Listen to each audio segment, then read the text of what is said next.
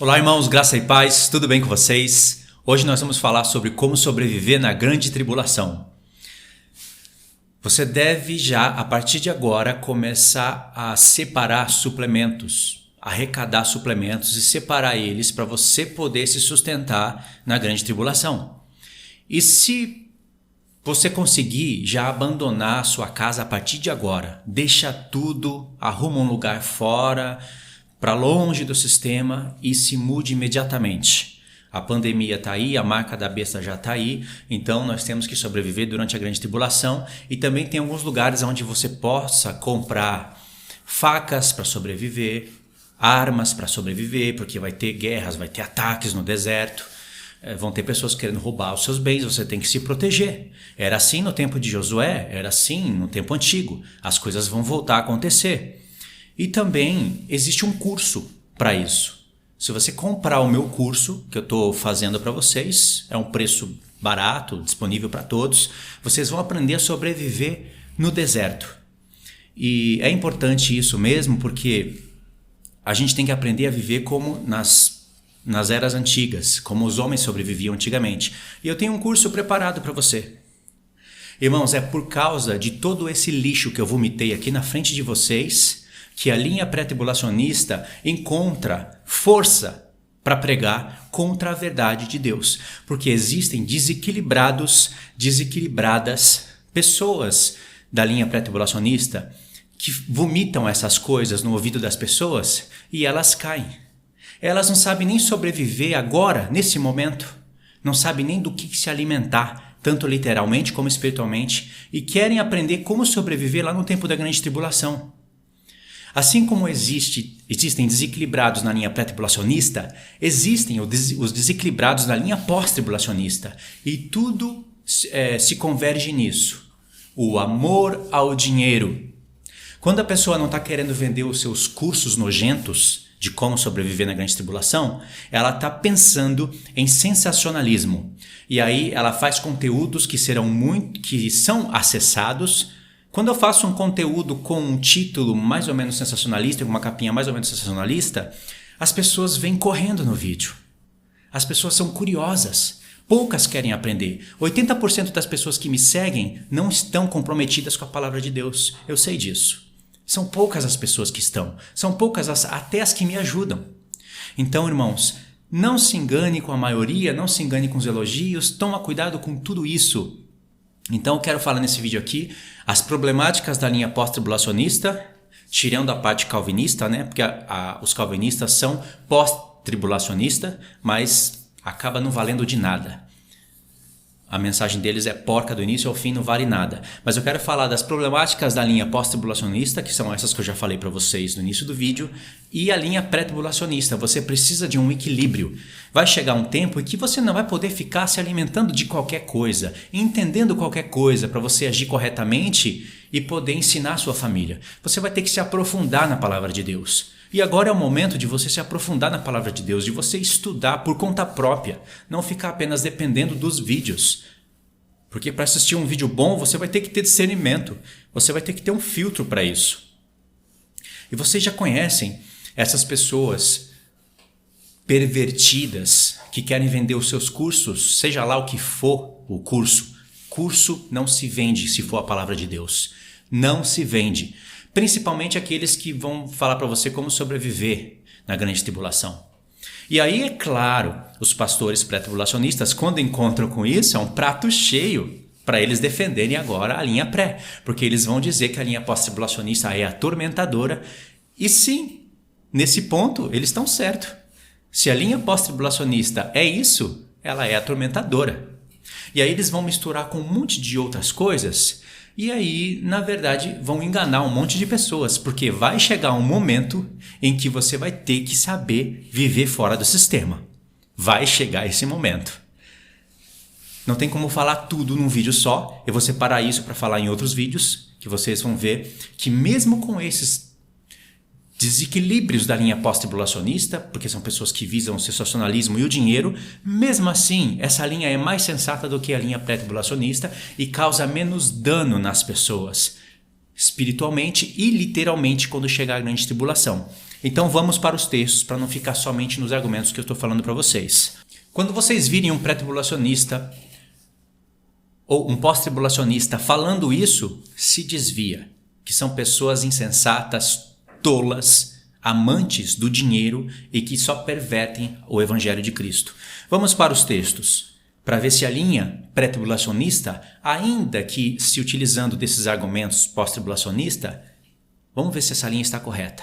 Isaías 43, verso 10. Aqueles que já me acompanham, eu peço paciência. Esses textos repetidos servem de revisão para vocês e de novidade para as outras pessoas, né? É sempre importante estar revisando, porque sempre quando eu falo, eu procuro acrescentar alguma coisinha a mais. Isaías 43, a partir do verso 10, diz o seguinte: Vós sois minhas testemunhas, diz o Senhor, o meu servo a quem escolhi, para que saibais e me criais e entendais que eu sou o mesmo. E antes de mim, Deus nenhum se formou, e depois de mim, nenhum haverá. Eu vou frisar aí na tela para vocês e vou deixar a palavra para vocês somarem. Vós sois minhas testemunhas. Deus está falando aqui para o seu povo, no contexto aqui, casa de Judá e casa de Israel, mas o interesse do Espírito Santo é falar muito mais para nosso tempo do que para esse tempo da antiga aliança. 2 testemunhas, 2 casas de Israel, e olha como isso vai para o tempo do fim. Então veja aí, vós sois minhas testemunhas. Judeus e gentios. Vai ficar na tela. Vamos no verso 12.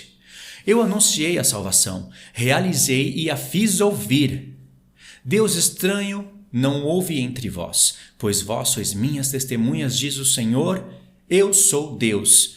Aqui o Senhor está falando, o Espírito do Senhor Jesus está falando com o povo antes dele se manifestar em carne, falando coisas que ele já realizou. Olha só, eu anunciei a salvação, ele está anunciando pelos profetas, e realizei, porque ele morreu e ressuscitou, está à destra de Deus, e a fiz ouvir a pregação do evangelho pelos apóstolos e pelas suas testemunhas. E agora a pregação chega em judeus e gentios, nas 2 casas de Israel. E agora nós nos tornamos testemunhas do Senhor. Certo? Tá aí. Então, vós sois minhas testemunhas. E aqui tem mais um ponto que eu quero frisar na tela.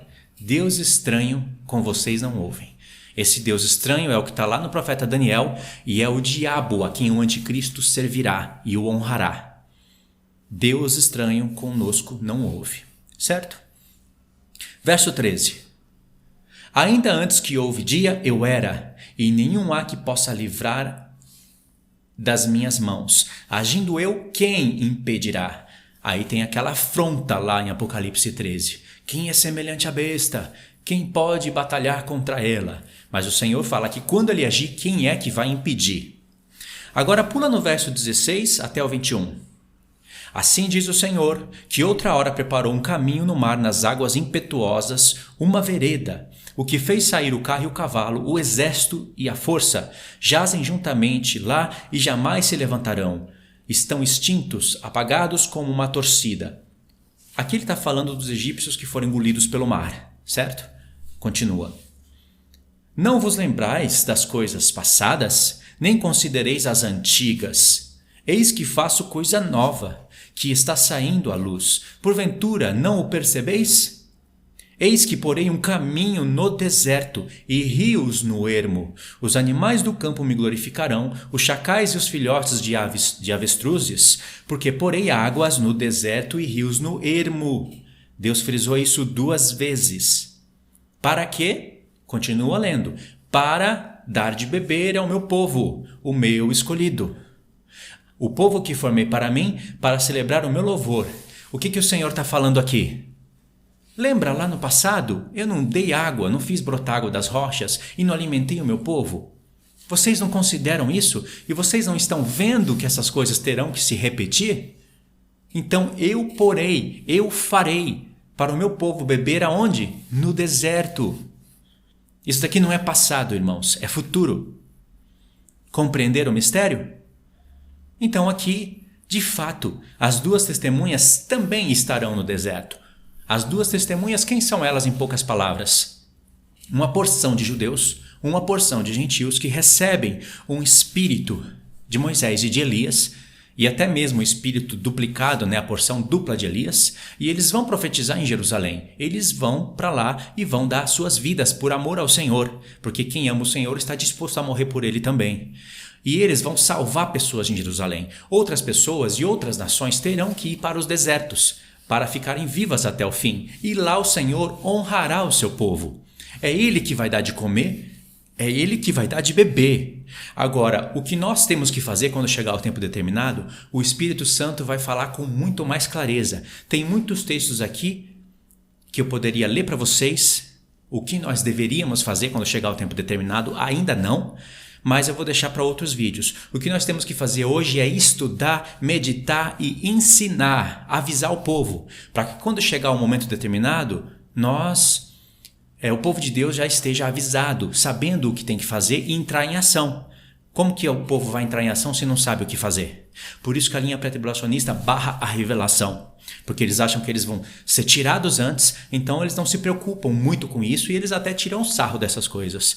Mas fica até vergonhoso para eles o que eu vou falar para vocês ali no final em poucas palavras. Então esse é um texto. O outro texto se encontra em Ezequiel 20, do 33 ao 36. Está aí na tela. Vocês vão ler na casa de vocês.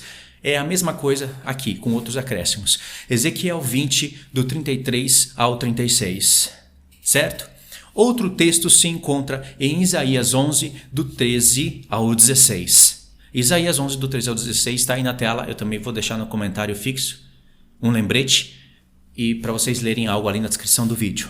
Agora vamos para mais um texto que eu quero ler para vocês. Se encontra em Miqueias. Olha só quantos profetas falando a mesma coisa com acréscimos. Vamos em Miqueias, capítulo 7, para concluir o profeta. Resumindo, tem muita revelação aqui, mas só para concluir o assunto. Diz assim: Eu lhe mostrarei maravilhas como nos dias da tua saída da terra do Egito. Deus está falando, o que eu fiz antes eu voltarei a fazer. E a prova que ele vai fazer é Apocalipse. Olha para Apocalipse 12. O cenário do Egito está revivido. A esposa está indo para o deserto com asas de águia para ser sustentada durante 1260 dias. Ela não vai ser sustentada durante esse tempo para morrer no final. Ela ficará viva. Aí você pode dizer, a esposa é somente Israel. Sim, segue o caminho da linha pré-tribulacionista para você ver aonde você vai parar no final das contas. A esposa ali não é somente Israel, é o Israel do Senhor, que são judeus e gentios que ficarão libertos. Aliás, se a linha pré-tribulacionista diz que aquela esposa é Israel, eles têm que se decidirem. Israel vai sofrer a ira de Deus ou vai para o deserto para ficar protegido? Tá vendo? São pessoas que não estão comprometidas com a verdade, eles nem conseguem se decidir entre isso. Continuando, por que Deus vai fazer sinais como ele fez na terra do Egito? Por que ele vai voltar a fazer? Mas agora não de maneira concentrada na terra do Egito, agora de maneira global. Por quê? Segue isso daqui. As nações verão isso e se envergonharão de todo o seu poder. Porão a mão sobre a boca e os seus ouvidos ficarão surdos. Qual que é o todo o poder das nações hoje?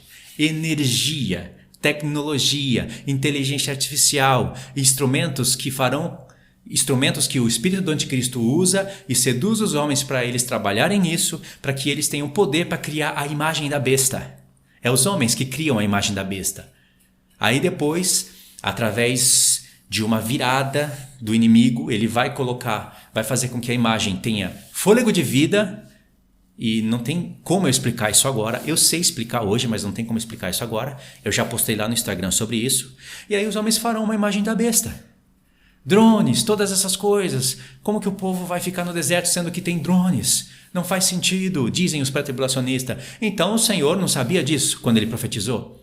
Então Jesus disse lá em Jerusalém, os que estiverem aqui em Jerusalém, fuja para os montes, fuja para os desertos, porque é melhor vocês morrerem lá do que aqui. Claro que não, eles fugirão para ficar vivos. O Senhor não vai sustentar a esposa durante 1260 dias no deserto para ela morrer no fim. Mas e os ataques de drones e etc? Leia os profetas. Por que você acha que o Senhor está tocando trombetas, trazendo flagelo sobre a terra, derramando aquelas taças? Para quê? Porque com essas taças, medita no efeito delas, ele inverte esse sistema. Ele desconstrói tudo para poder construir do jeito dele. Ele vai envergonhar o poder das nações. A energia vai ser abalada. Se a energia for abalada, acabou esse poder das nações. Elas terão que fazer guerra como faziam antigamente. Por isso que lá em Apocalipse 16, na sexta taça, o rio Eufrates seca para que venham os reis do Oriente para batalhar contra Cristo e a igreja. Por que eles têm que secar o rio para vir pelo rio? Por que eles não vão vindo de avião, de helicóptero? Por que eles não lançam bomba para Jerusalém? Pensa. A linha pré-tribulacionista não pensa isso. E aí, para concluir, o profeta, do 18 ao 20, diz: quem, ó Deus, é semelhante a ti? Um pouquinho antes, a besta estava gritando na terra: quem é semelhante à besta? Quem pode batalhar contra ela? Claro, todo o poder da tecnologia, da inteligência artificial estará na mão da besta, na mão do anticristo. Ele vai estar monitorando o mundo, já está na verdade, né? O espírito dele atua no mundo, o espírito dele vai se apossar de um homem, que vai se apossar de todo o sistema e que vai controlar os homens. E ninguém pode comer e beber e comprar e vender se não tiver a marca da besta. Mas depois disso, que o Senhor tira todo o poder desse sistema e desconstrói para construir de novo, esse é o verdadeiro grande reset, aí vem a pergunta: quem é semelhante a Deus? Não era a besta? Quem pode batalhar contra a besta? Deus. É só ele derramar 7 taças nessa terra e acabou. Aí continua o texto: quem é semelhante a Deus e semelhante a ti, que perdoas a iniquidade e esquece as transgressões da tua herança? Porque se o Senhor está disposto a ferir esse mundo, é porque Ele está disposto a perdoar os pecados dos seus santos. O Senhor não retém a sua ira para sempre. É momento de ira, não é a grande tribulação. Porque tem prazer na misericórdia. Tornará a ter compaixão de nós, pisará aos pés as nossas iniquidades e lançará todos os nossos pecados para as profundezas do mar. Mostrará a Jacó a fidelidade e a Abraão a misericórdia, as quais juraste a nossos pais desde os tempos antigos. O Senhor prometeu que Abraão seria pai de multidão de nações, prometeu que de Jacó sairia multidão de nações. Aliás, foi no mesmo dia e na mesma hora e no mesmo momento em que o Senhor trocou o nome de Jacó para Israel. Associou Jacó com Israel e disse: de ti procederá nações. E aí o Senhor cumpre tudo o que foi prometido aos nossos pais. Compreenderam?